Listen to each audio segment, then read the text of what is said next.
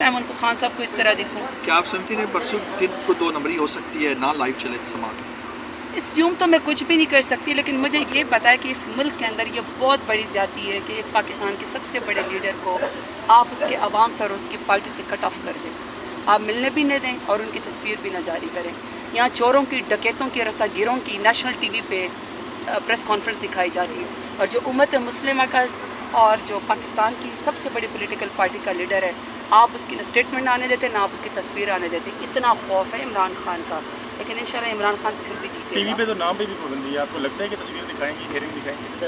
بھئی اب یہ تو پھر سپریم کورٹ کا امتحان ہوا نا، یہ تو آپ نے مجھے بتایا ہے کہ ان کو سپریم کورٹ نے الاؤڈ کیا ہے، تو اب یہ قانون کے اندر تو ہے. تو اگر سپریم کورٹ کا امتحان ہے، میں تو ویٹ کروں گی کہ میں خان صاحب کو فرسٹ ٹائم دیکھ سکوں. میرے لیے تو یہ بہت بڑے اعزاز کی بات ہوگی اپنے لیڈر کو دوبارہ دیکھنا. Thank you. تھینک یو جی. میڈم